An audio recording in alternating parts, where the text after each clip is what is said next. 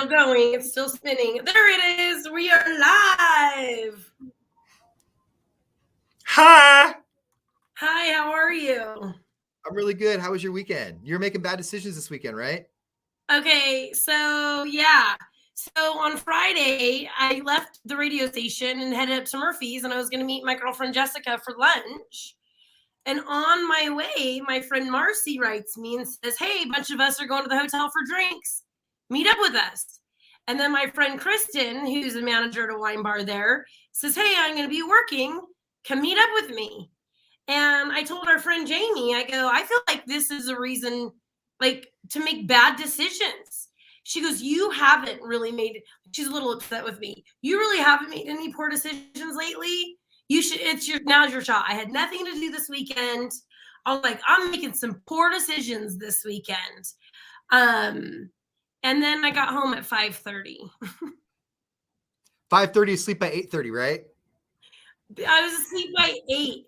So I had shot off a text to somebody at 7:58, and they wrote me back at 8:02-ish. And I didn't get it till the next morning. Oh, man. You know what? I think for me, that's like my biggest, like, I wish I didn't fall asleep is if I'm chatting it up with somebody and like it gets to that point where everyone's like getting tired and I fall asleep and I wake up to like an answer and then like oh, I guess you must be asleep. Hello? I'm like, I Hello, wasn't did you asleep. fall asleep? Yeah, one person wrote me the other night, what are you doing? But WYD at 9:14. The next day I wrote them back and said, you're never going to catch me after 9 o'clock, after 8 o'clock on a weeknight. It's clear we don't know each other that well. Yeah. Hey, Alyssa Holman hopped on our stream. She was the one that we had on the air just a few minutes ago about the burn book. Oh, was it her? She and I were just chatting behind everybody's back about stuff that we can't talk about on the air. Yeah. So, she called me out for not knowing what a burn book was too. She and I chat a lot behind people's backs. She's a nice lady. Mm-hmm. Yeah, I like her. No, not like stuff I'm not talking behind your back. It's stuff that we can't. Oh no! I know. Yeah. Yeah. No, I think there was an awkward pause there where you were like, "Wait a minute, does he think that we're talking about him behind his back?" Well, in that regard, let me clear it up here. Not you. Not you. I would tell you. Hey, I had an adventure in Berkeley this weekend. It was a whole thing. But the takeaway from the trip was I bought my very first direct from the artist. I'm curating my art collection at the moment, and I bought my first direct from the artist piece the other day to add to my collection. So you said it's an oil painting. Watercolor. It looks like it's done with a pencil. I know. It looks like it was done by a child. Is there a meaning behind it? Yes, he did. He was doing a conspiracies piece. So if you look at it, there's UFOs, which are not aliens. There's aliens. There's Bigfoot. And then there is the Loch Ness Monster, but there's two Loch Ness Monsters. There's the Loch Ness Monster where we just see like just the picture. And then the second most famous Loch Ness Monster picture is the one by the castle. And when I was buying it from him, he goes, "But I messed this one up because the castle's only 2 stories. And I made this one 3 stories." And I looked at him and said, "So what you're saying is I get a bonus story for the same price. I'm in." Okay, now that it's a conspiracy theory painting, I'm going to look closer at it because I think I would enjoy that. That's what made it fun. It's all conspiracy theory stuff. Tiffany thinks it's worth way more than $10. It is cool, right? It's pretty cool.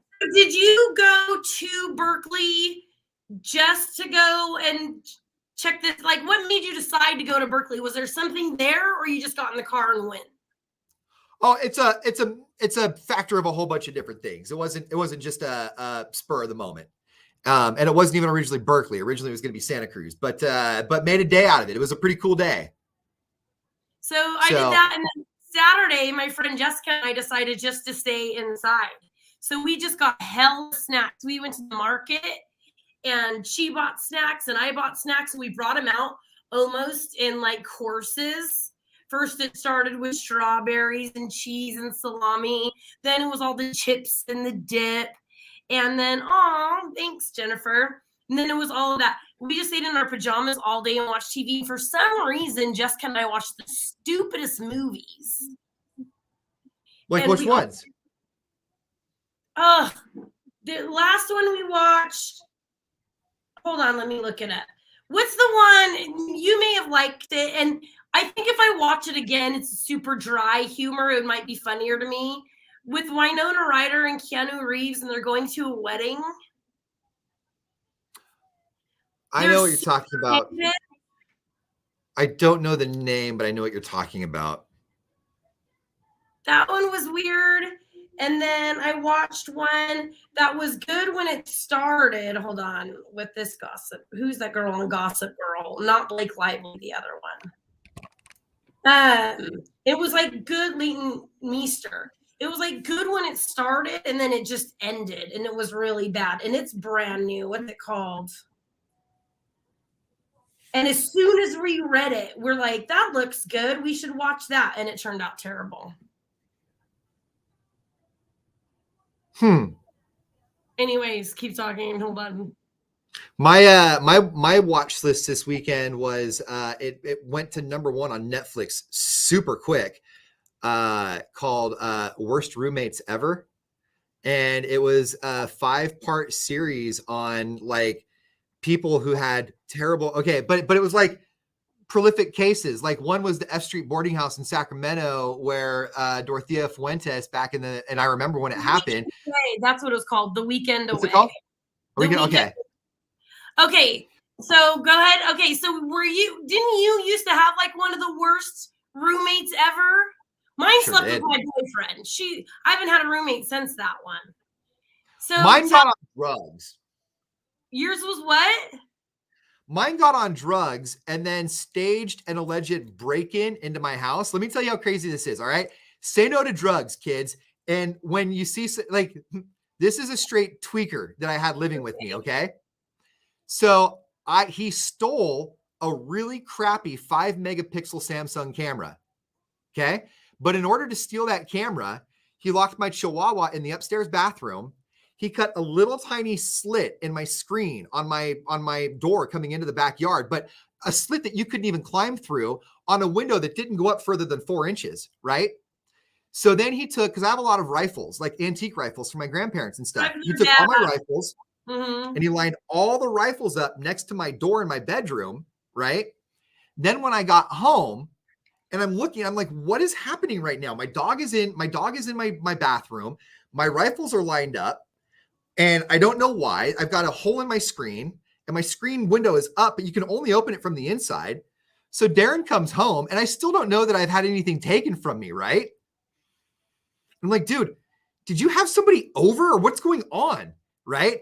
And he does this like aha moment where he's like looking around going, wow, and this is weird, right? So then he goes, whoa, dude, do you see what happened here? I got it. Oh my God. And he walks me through the whole thing. He goes, look, they came through the screen. And mind you, he's twacked out of his mind right now. He is on a good one. He's loaded, right? So he's like, working and everything, right? If you've been around a tweaker, that's what they do. So he takes me over to my door. He goes, I've got it all figured out. They cut the screen. They came through the window. They went upstairs. They were scared by Lady. So they put Lady in the bathroom. They were going for the rifles, but they couldn't get them. So they dropped the rifles right where they found them. So did he do a step by step of what he did, but as somebody else? And then he goes, and have you noticed that your camera's not on the coffee table? They stole your camera, bro. Right? And I'm looking the whole time like, okay. Sounds good. Yeah, that's plausible. Apparently the 2-inch man shimmied his way through the window that doesn't open. I get that.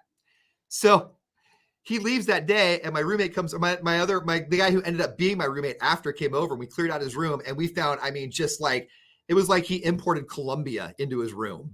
I have one friend. So her friend dated Joe, my ex-husband.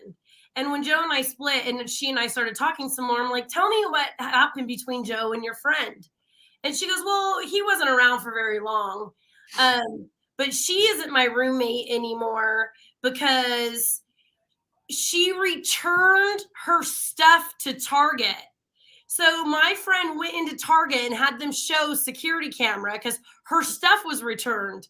So her roommate returned her stuff to get the money back. Oh, stole clothes from her to take to Target to get the money back. That's clever. I mean, that's horrible. So she goes, so she's not my roommate anymore. And I haven't, heard from her since. And I think that's when she was dating Joe. And I'm like, Joe creeps pretty low, but he doesn't really usually creep with the girl who returns her roommate's stuff back low. Hey, you know where he bounced out on that one? That's kind of smart. He bounced out on that one when his jorts started getting returned to Target. Like that was his first, oh, jorts, that's red flag. Oh man. Yeah, so I've had a roommate one time. It was a married couple, and she ended up hooking up with my boyfriend. I haven't had a roommate really since. Oh, I've had some good ones. My first attempt at a roommate was in San Jose, and I didn't know. I didn't have a detector. I didn't have a BS detector. I was just 19, 160 pounds, soaking wet, and just believed everybody, So I gave this guy $800 to move in to this apartment in San Jose. And when I went to go move in that day, he wouldn't answer the door. He just stayed there. And the guy that went with me to go drop off my deposit was like, I get a really bad feeling about that dude. Don't. And when we dropped it off, because he lived in an apartment complex, his apartment was cleared out and he was sanding the inside of his cabinets. And that wasn't a red flag for me because I didn't know. And my buddy Jeff was like, that's a really big red flag, dude. Don't live with this guy. And I'm like, no, he's got my money. We're good. And then we ended up chasing him down with the cops to get my money back. You know how many times I've been told that's a big red flag, but stuck around anyway? I have a friend that him and his roommate sold a lot of drugs, right? And he decided he wasn't going to do it anymore. He had a bad trip. He said, if I make it through the night, I'm not doing it anymore. Gets his life together and gets a job that's 1 week on, 1 week off. So he's gone for an entire week. So he leaves, and his first week at work, he comes back, and his roommate had sold all of their stuff out of their apartment and cut town. Dirty pool. Dirty pool.